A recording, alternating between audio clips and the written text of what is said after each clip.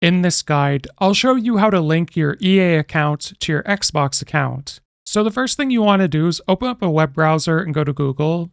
Then in search, you want to type in EA account in search. From here, scroll down and select the link at the top, and that'll bring you to this home page.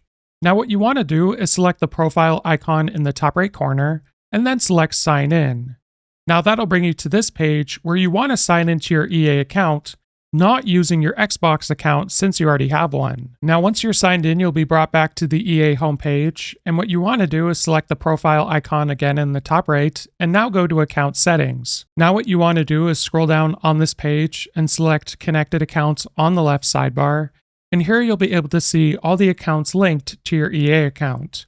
So we're going to link your Xbox account, so select Xbox, and then it'll prompt you that it's going to bring you to the Xbox website to sign into your account, so select Continue. Then it's going to ask you if you want to link your EA account to your Xbox account, and you just want to select Link Accounts. Then you just want to launch Battlefield 6 on your Xbox, and you'll be signed into your EA account. If this guide was helpful, like and subscribe, and we'll see you in the next one.